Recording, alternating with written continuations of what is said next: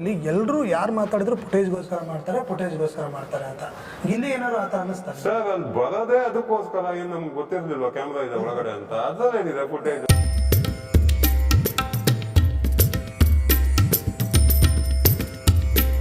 Sir amazing person, ಹೇಳ್ತಾ ಇಲ್ವಾ? So ನೀವು ನೋಡೋ ದರ್ಶನೇ ಬೇರೆ, ನಾವು ನೋಡಿರೋ ದರ್ಶನೇ ಬೇರೆ. ನಮ್ಗಂತೂ ಅವ್ರು ಒಂಥರ ಬಿಗ್ ಬ್ರದರ್ ಥರ ಇದ್ಲು. ಹೇಗೆ ಸರ್ ನಿಮ್ಮವರ ಬಾಂಡಿಂಗ್? ಇಲ್ಲ, ವಿ ಆರ್ ವೆರಿ ಕ್ಲೋಸ್. ಯಾಕಂದ್ರೆ ನಮ್ಮ ಜಿಮ್ ಇನಾಗ್ರೇಟ್ ಮಾಡಿದ್ದು ಅವರೇ, ಅಲ್ಲಿದೆ ನೋಡಿ ದರ್ಶನ್ ಸುಗದೀಪ್ ಅಂತ. ಸೊ ಅವ್ರ ಬಗ್ಗೆ ಎಷ್ಟು ಹೇಳೋದು ಸಾಕಾಗಲ್ಲ. ನಾನು ಯಾವಾಗೂ ಅದೇ ಹೇಳೋದು, ಇವತ್ತು ಇಲ್ಲಿದ್ದೀನಿ ಅಂದರೆ ಅವರೇ ಕಾರಣ. ಸೊ ಬೇಕಾದಾಗೆಲ್ಲ ನನಗೇನು ಖುಷಿ ಆದರೂ ಅವ್ರ ಮನೆಗೆ ಹೋಗ್ತಾ ಇದ್ದೆ, ದುಃಖ ಆದಾಗ ಅವ್ರ ಮನೆಗೆ ಹೋಗ್ತಾ ಇದ್ದೆ. ಯಾವಾಗೂ ಮನೆಗೆ ಕರೆದು ಊಟ ಹಾಕೋದು, ಎಲ್ಲೇ ಇದ್ದರೂ ಕಾಲ್ ಮಾಡೋರು. ಅವ್ರ ಪರ್ಸ್ನಲ್ ಮನೇಲಿ ಏನೇ ಫಂಕ್ಷನ್ ಆದರೂ ನನ್ನ ಕರೆಯೋರು. ಸೊ ತುಂಬ ಒಳ್ಳೆ ಫ್ರೆಂಡ್ಶಿಪ್. ನೀವು ಹೊರಗಡೆ ಬಂದಾಗ ಎಲ್ಲೋ ದರ್ಶನ್ ಅವರು ಹೊರಗಡೆ ಬಂದ್ರ ಅಂತ ಕೇಳಿದ್ರಿ ಅಂತ ಹೇಳ್ಬಿಟ್ಟು ಎಲ್ಲ ಕೇಳ್ಕೊಂಡು? ಹೌದು, ಹೋಗೋ ಮುಂಚೆನೂ ನನಗೆ ತುಂಬ ಸ್ಯಾಡ್ ಆಗಿದ್ದೆ. ಯಾಕಂದರೆ ಬಿಗ್ ಬಾಸ್ ಮನೆ ಹೋಗೋ ಮುಂಚೆ ಅವ್ರನ್ನ ಮೀಟ್ ಮಾಡಬೇಕಾಗಿತ್ತು. ಇವಾಗ ಡೆಫಿನೆಟ್ಲಿ ಹೋಗಿ ಮೀಟ್ ಮಾಡೋ ಪ್ಲ್ಯಾನ್ ಇದೆ. ಈ ವೀಕಲ್ಲೇ ಹೋಗಿ ಮೀಟ್ ಮಾಡೋಣ ಅಂತ ಇದ್ದೀನಿ, ಪರ್ಮಿಷನ್ ಸಿಕ್ಕುತ್ತೆ. ಅವ್ರಿಗೆ ಹೇಳೋ ತನಕ ನಂಗೆ ಮೋಸ್ಟ್ಲಿ ಸಮಾಧಾನ ಇಲ್ಲ. ಓಕೆ ಸರ್, ಈಗ ಅವರ ಸಿನಿಮಾಗಳಲ್ಲಿ ನೀವು ಕೂಡ ಆ್ಯಕ್ಟ್ ಮಾಡಿದ್ದೀರಾ, ಅಲ್ಲಿ ಹೇಗಿರ್ತಾ ಇದ್ರು ಸೆಟ್ಟಲ್ಲಿ ಅಥವಾ? ಸರ್ ಅಮೇಝಿಂಗ್ ಪರ್ಸನ್, ಹೇಳ್ತಾ ಇಲ್ವಾ? ಸೊ ನೀವು ನೋಡೋ ದರ್ಶನೇ ಬೇರೆ, ನಾವು ನೋಡಿರೋ ದರ್ಶನೇ ಬೇರೆ. ನಮ್ಗಂತೂ ಅವ್ರು ಒಂಥರ ಬಿಗ್ ಬ್ರದರ್ ಥರ ಇದ್ಲು. ಸೊ ಯಾವತ್ತೂ ಅವ್ರ ಬಗ್ಗೆ ನನಗೆ ಕೆಟ್ಟ ಭಾವನೆನೇ ಬಂದಿಲ್ಲ.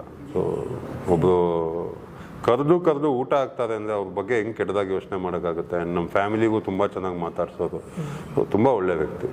ಓಕೆ ಸರ್, ಈಗ ನಿಮ್ಗೆ ಗೊತ್ತಿರೋ ಹಾಗೆ ಫಿನಾಲೆ ದಿನ ಸರ್ ಒಂದು 3-4 ಕಂಟೆಸ್ಟೆಂಟ್ ಬಂದಿಲ್ಲ, ಯಾಕಿರ್ಬೋದು ಅಂತ ಏನಾದ್ರು? ಅದು ನನಗೂ ಗೊತ್ತಿಲ್ಲ, ಯಾಕಂದರೆ ನಾನು ಕೇಳ್ತಾ ಇದ್ದೆ. I have no idea. ನಾನು ಗೊತ್ತಿಲ್ಲ, ನನಗೆ ಗೊತ್ತಿಲ್ಲ. ಈಗ ಡಾಕ್ ಸತೀಶ್ ಅವ್ರ ಬಗ್ಗೆ ಹೇಳೋದಾದ್ರೆ, ಅಂದರೆ ನಿಮಗಿಂತ ಮುಂಚೆ ಹೋಗಿದ್ರಲ್ಲ, ಅವ್ರ ಬಗ್ಗೆ ನನಗೆ ಗೊತ್ತೇ ಇಲ್ಲ. ಅವತ್ತೇ ಅವ್ರನ್ನ ನೋಡಿದ್ದು ಫಸ್ಟ್ ಟೈಮು.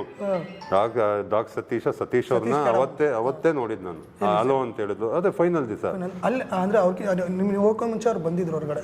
ಬಂದಿದ್ರು ಅಷ್ಟೇ, ಅದು ಜಾಸ್ತಿ ಗೊತ್ತಿಲ್ಲ ಅವ್ರ ಬಗ್ಗೆ ನನಗೆ. ಓಕೆ ಸರ್, ಈಗ ಒಂದು ಏನಂದರೆ, ಈಗ ಬಿಗ್ ಬಾಸ್ ಮನೆಯವರಿಗೆ ಒಂದು ಅಂದರೆ ಹೀರೋ 6 ಜನ ನಿಮ್ಮ ಕಂಟೆಸ್ಟಲ್ಲಿ ಏನಾದ್ರು ಒಂದು ಕಿವಿ ಮಾತು ಹೇಳಂಗಿದ್ರೆ ಯಾರಿಗೆ ಹೇಳ್ತೀರಾ ಸರ್? ಯಾವ ರೀತಿ ಅಂದರೆ ಕಾವ್ಯ ಅವ್ರಿಗೆ ಏನು ಕಿವಿ ಮಾತು ಹೇಳ್ತೀರಾ? ಏನಾದ್ರು ಚೇಂಜಸ್ ಮಾಡ್ಕೊಳಂಗಿದ್ರೆ ಸರ್? ಇಲ್ಲ sir, I don't want to comment. ಅವ್ರ ಲೈಫನ್ನ ನಾನು ಬಂದು ಒಳಗಡೆ ಇರೋದು ನೋಡಿ. ಇಲ್ಲ, ಬೇಕಾ ಗಿಲ್ಲಿಗೆ ಹೇಳ್ತೀನಿ, ರಕ್ಷಿತಾಗೆ ಹೇಳ್ತೀನಿ. ಗಿಲ್ಲಿ ಏನೂ ಇಲ್ಲ, ಅವ್ನು ಮುಂಚೆನೂ ಹೇಳ್ತಾ ಇದ್ದೆ, ಒಳ್ಳೆ ಕಾಮಿಡಿ ಮಾಡ್ತೀಯ. ಅವನೊಂದ್ಸತಿ ಆ ಕಾಮಿಡಿ ಕ್ರಾಸ್ ಮಾಡ್ತಾ ಇದ್ದ, ಅದು ನನಗೆ ಬೇಜಾರಾಗೋದು. ಅದು ಹೇಳ್ತಾ ಇದ್ದೆ, ಸ್ವಲ್ಪ ಸೆನ್ಸಿಟಿವ್ ಆಗಿದೆ, ಆ ಕಾಮಿಡಿ ಮಾಡಬೇಡ ಅಂತ. ಆ್ಯಂಡ್ ರಕ್ಷಿತಾ ತುಂಬ ಬೇರೆಯವ್ರ ಬಗ್ಗೆನೂ ಯೋಚನೆ ಮಾಡ್ತಾಳೆ, ನಿನ್ನ ಬಗ್ಗೆನೂ ಯೋಚನೆ ಮಾಡು, ಅವಾಗ ಮೇಲ್ ಬರುತ್ತೆ ಅಂತ ಹೇಳ್ತಾ ಇದ್ದೆ. ಈಗ ಅದೇ ರಕ್ಷಿತಾ ಅವರ ಮೆಚುರಿಟಿ ಹೇಗಿತ್ತು ಸರ್? ಅಂದರೆ ಎಲ್ಲರೂ ತಪ್ಪಾಗಿ ತಿಳ್ಕೊಂಡಿದ್ದು ರಕ್ಷಿತಾನ, ಅವಳಿಗೆ ಅರ್ಥ ಆಗಲ್ಲ ಅಂತ. ಬಟ್ ಮನೆಯಲ್ಲಿ ಮೆಚ್ಯೂರ್ಡ್ ಆಗಿದ್ದಿದ್ದು ಅವಳೆ, ತುಂಬ ಚೆನ್ನಾಗಿ ಅರ್ಥ ಮಾಡ್ಕೊಳ್ಳೋಳು. And very smart girl. Secret ರೂಮ್ಗೆ ಹೋದಾಗಲೇ ಗೊತ್ತಾಗಿದೆ ಸರ್ ಎಲ್ರಿಗೂ ಯಾವ ರೀತಿ ಮಾಡ್ತಾರೆ ಅಂದರೆ, ಯಾರನ್ನು ಹೊರಗೆ ಹಾಕಬೇಕು, ಯಾರನ್ನ ಉಳಿಸ್ಕೋಬೇಕು ಅಂತ ಹೇಳ್ಬಿಟ್ಟು ಸಿಕ್ಕಾಪಟ್ಟೆ. ಹೌದು, ವೆರಿ ಬ್ರಿಲಿಯಂಟ್. ಕೊನೆಯದಾಗಿ ಹೇಳೋದಾದ್ರೆ, ಬಿಗ್ ಬಾಸ್ ಏನೇನ ತಂದು ಕೊಡುತ್ತೆ ಸರ್ ನಿಮ್ಮ ಜೀವನದಲ್ಲಿ? ಬಿಗ್ ಬಾಸ್ ಒಂದು ವ್ಯಾಲ್ಯೂ ತಂದು ಕೊಡುತ್ತೆ ಲೈಫಲ್ಲಿ.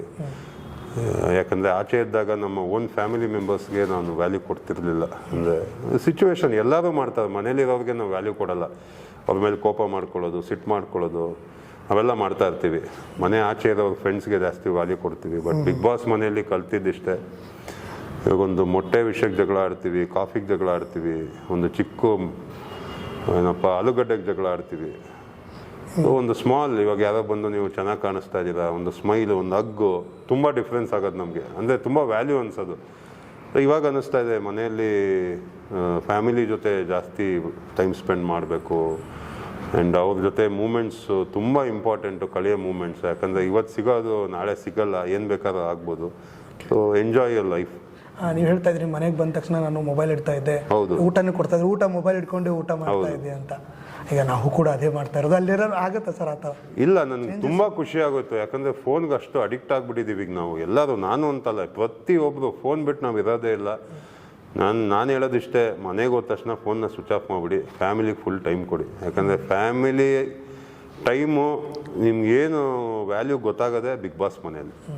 ಅಲ್ಲಿ ತನಕ ನಿಮ್ಗೆ ಗೊತ್ತಾಗೋದೇ ಇಲ್ಲ ಫ್ಯಾಮಿಲಿ ಎಷ್ಟು ಇಂಪಾರ್ಟೆಂಟು ಅಂತ. ಇಲ್ಲ ಮೊಬೈಲ್ನಾದ್ರು ಮಿಸ್ ಮಾಡ್ಕೊಂಡ್ರ? ಇಲ್ಲ, ಒಂಚೂರು ಮಿಸ್ ಮಾಡ್ಕೊಂಡಿಲ್ಲ.